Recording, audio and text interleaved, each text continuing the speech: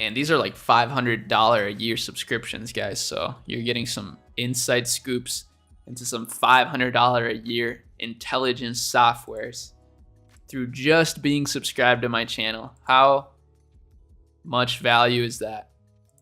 It's a lot, man. It's a lot. Oh yeah, here's another knife store I found the other day that I was like, what the hell? $500, $1,000 for a knife. And this site doesn't even look that good. It looks so bad in my opinion.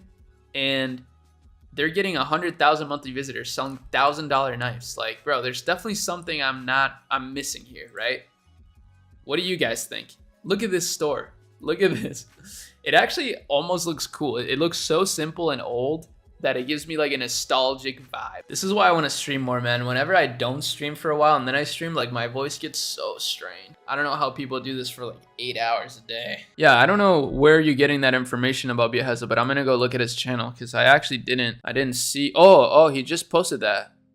Quitting the YouTube hamster wheel. Oh God. Yeah, he hasn't posted a video in like I just months. forgot my YouTube password. I haven't posted in a couple of months now, making this my biggest break since, I want to say 2018, which is like 4 or 5 years. And now after stepping away, I don't think I'll be going back to Yo, this chair is nice, man. This is some great interior design choices by Biaheza.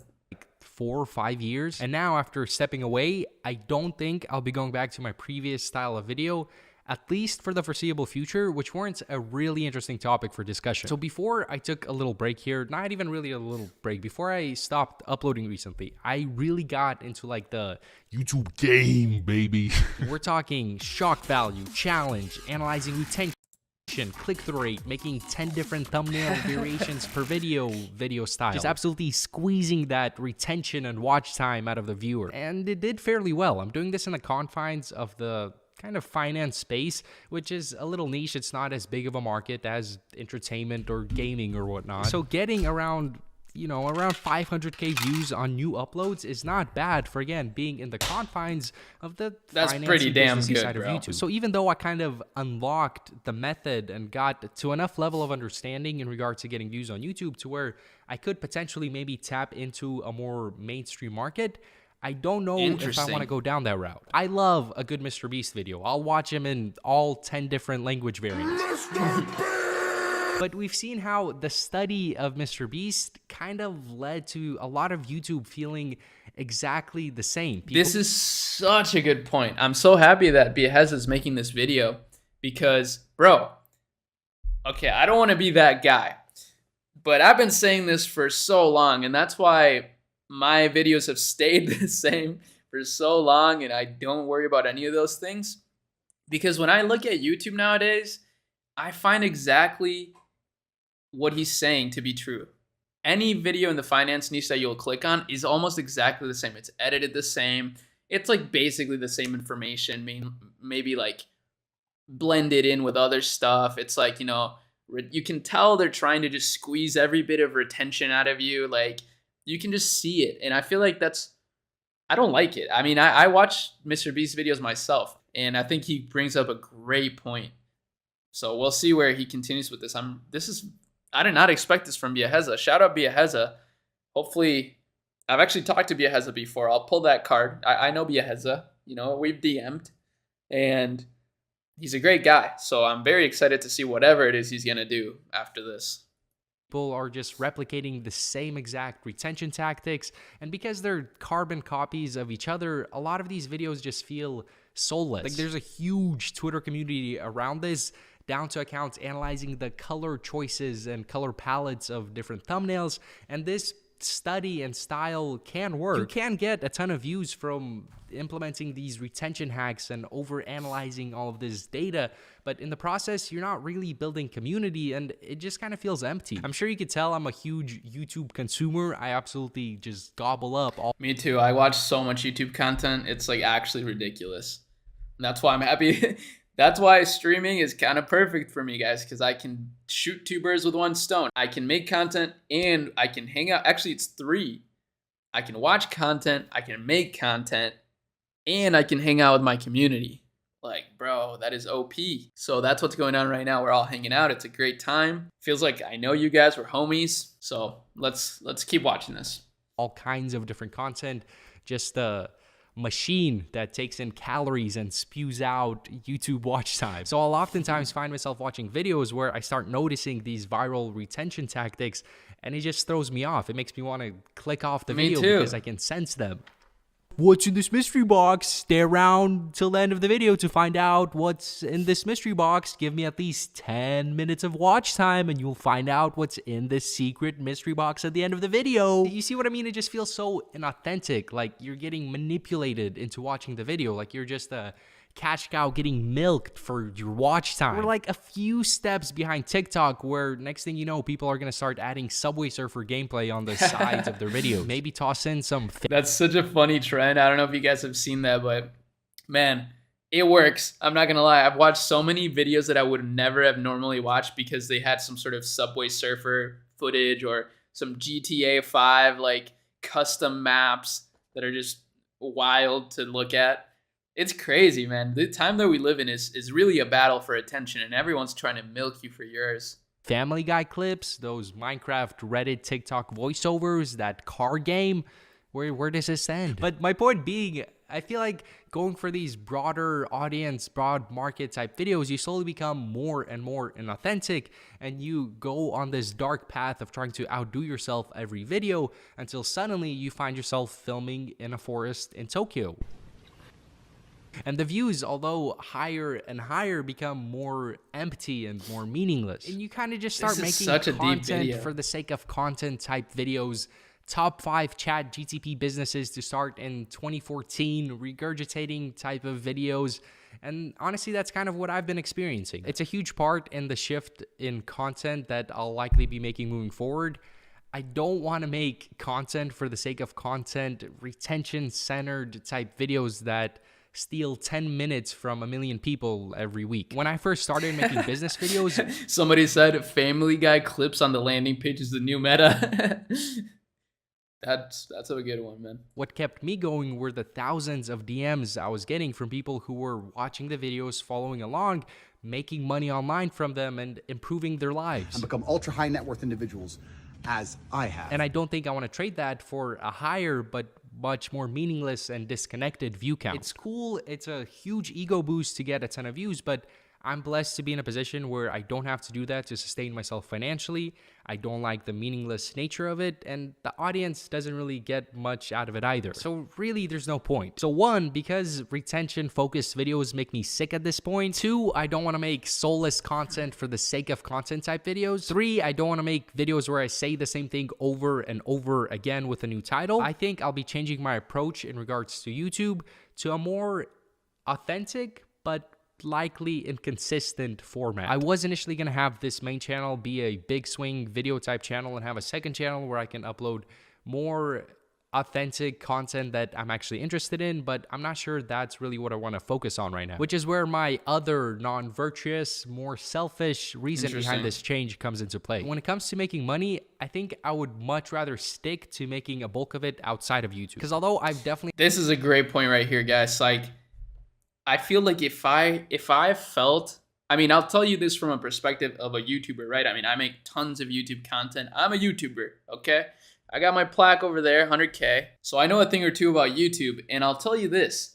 If I had to rely on YouTube for income, it would ruin everything for me. I think it would like just ruin the whole thing. So I can definitely feel that. I think that's got to be probably one of the most stressful jobs on planet Earth, is to just be a full-time YouTuber. And like that's it. Like know nothing about business, know nothing about investing, about anything, right? Like you just know YouTube. That would be so terrible, because as soon as you have an upload that flops, it's gonna hurt like crazy. And I can't imagine what these people feel like whenever they have a video that just they spent hundreds of hours on, and they're relying on that video to do good for their monthly income, and it just doesn't. Like, oh man, that's gotta suck. So building skills outside of, like, building skills is just, oh, it's so valuable. And I'm just so grateful that I can do that I have the skills to build stuff outside of YouTube, because it really does make YouTube more fun. You know, to know that I don't have to make videos, it makes me want to make more videos. Like I literally just have fun doing it, and I learn a lot through it. So the money that I earn from YouTube itself is literally, it's just a bonus, you know? It's literally just a bonus. It's pretty interesting. Let's just continue watching though. Let's finish I had this. months where I've made more off of YouTube than I have with e-commerce. It's still always been a struggle for me of whether to focus more on e-com or to focus on making higher effort YouTube videos. And the problem with doing YouTube as a business is that it's very difficult, almost impossible to do so without just ending up with a high-paying job. I believe it was Colin and Samir who put it this way, where a regular business is structured like a pyramid. You have your CEO, you have some board members, some executives, some managers, some employees. A YouTube business is like a reverse pyramid where you have the CEO, aka the creator, some managers, advisors, editors. Point is, if you take the CEO from a regular pyramid away, it's still structurally solid. It still stands. Whereas if you do that... This is a really great analogy right here. I really vibe with this video. Shout out Biaheza. I'm so happy that he's so willing to open up to his audience and like kind of talk about his plans like this.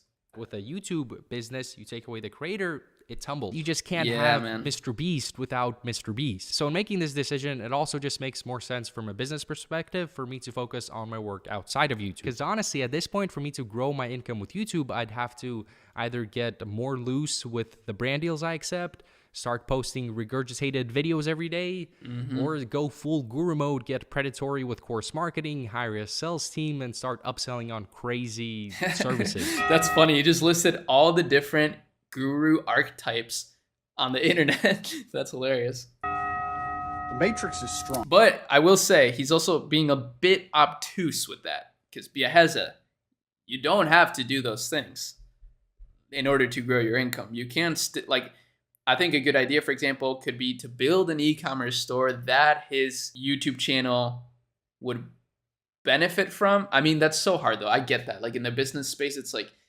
nearly impossible to do that. That's why it took me so long to have like my current ecosystem that I built. And I ran into this same struggle. When I moved to Arizona, I was going through it just like how he is right now. I was like, man, should I focus on e-com? Should I focus on YouTube? Like it was tough. It's a tough decision to make, man. Especially because making YouTube videos is really fun. Like it's a great hobby or even business, right? Free top G, some people are saying. Let's finish this video quick. Just stuff that I'm not really comfortable doing. I do have a course that I fully stand by, but I wouldn't want to price it at a point where people would be spending their last dime on it and then hire a sales team to coerce viewers into doing so. So I could make like 10x more money with this kind of thing, but it would require me to do things I don't really want to do and to sell out, and I don't think I really want to sell my soul like that. And so if I combine that reasoning with what I'm seeing with TikTok ads right now, it just feels like a special moment in time, like the early Instagram brands that used Facebook ads to propel themselves into evaluations in the hundreds of millions. I know I've talked a lot about this, and now there's other people hyping it up, but still, I don't think many people realize how crazy this whole TikTok advertising thing is. Coming from a world 5 years ago where I would need to hire an actor, use high-quality camera gear, spend hours and hours editing advertisements only for them to get banned because of strict Facebook ad guidelines, and try to... I will say that does happen on TikTok as well. So TikTok does ban video ads that don't comply with their service terms, and Facebook is becoming a bit more lenient from what I've seen so far in the last few months.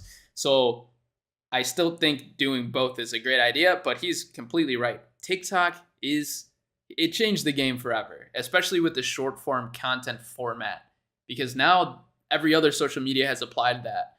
And because of that, they're also reaping the rewards of the innovation. Even on Meta, the Instagram Reel placement and Facebook Reel placement, they're really nice, man. You get really good cost per clicks, CPMs, and it converts. So it's just a great time to be starting a business online, bro. It really is.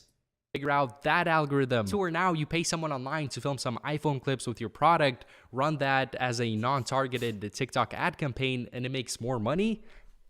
I just personally can't let that slide and instead focus on making top 5 ChatGTP business videos. Like outside of new projects, I've even been just taking old stores that I've ran through with Facebook ads, old products, clapped out, banned Facebook ad accounts, slightly optimizing them, refreshing them to look a little more modern, And through TikTok, they can have a second life. So in my eyes, a couple more years of consistent sales and building up brand equity with e-com brands not only can result in good income, but also some nasty exit potential. Whereas with YouTube, there's not really a light at the end of the tunnel. It's more of a hamster wheel where you work all week or all month on a video, you upload it, boom, quick dopamine spike, and then you're back to square one.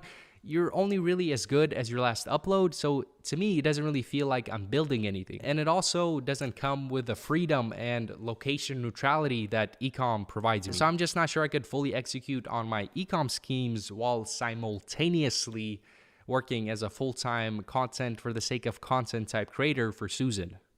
Or actually, no, there's a new YouTube. Yeah, there's no Susan anymore. Mohan. Don't get me wrong, I still love creating on YouTube, but I think moving forward, The DJ I want to Khaled. treat it more as a hobby that stems from a more pure place rather than a place of trying to manipulate people to click on your video and then use retention tactics to keep them watching throughout the whole video and just attempting to get more views. So that's my update and what I've kind of been busy with over the last few months. I appreciate all the kind DMs asking if I've passed away. I have not. Thank you for watching. When will the next video be uploaded? I don't know. But I hope that you enjoyed this one and have an amazing rest of your day. Peace. Oh. He hit us with the tip jar? No way. That is vile. Noob Rage Quits Lobby, not clickbait. Wow, what a great video. Biaheza is the GOAT of YouTube, of dropshipping e-com YouTube. He surpassed all of the limitations placed upon us. And now he's officially retiring. Just kidding. He's not retiring. He'll be back. He'll make other videos. I mean, I'm sure he loves it, right? He's just sick of this format, and I can totally understand that. Wow, what did you guys think of that? I mean, he's 100% right, and I feel this. I have the same sentiment as far as the opportunity in e-commerce. I've never seen anything like it, and this is why. But I had this existential crisis a long time ago, luckily, that he's having right now, and the only solution is to become a true boss, where you're building teams. And you're getting people involved that are better than you, straight up, that are better than you, because you have to remove your ego fully. Like I have, for example, with our ChatGPT store, I'm going to make this analogy again because it really helps me. We're literally like this. We're the straw hat pirates right now of the e-com space. And I got people here that are better than me, that are managing some of the projects way better than I could. And because of that, we're doing it all, and we're having a ton of fun. But I feel that I know exactly what he's going through. And that's super interesting that he was willing to make that video, because I'm sure a lot of his audience won't really relate to it. Obviously, they're not YouTubers. They don't really understand what it's like to build a personal brand on YouTube and have e-commerce stores. Like only very few people can relate to that. But I know exactly what he's going through. And I think that was a very respectable video to make. I think, he was vulnerable. He was transparent with the audience. I love it. I love that. I think Biaheza's goated.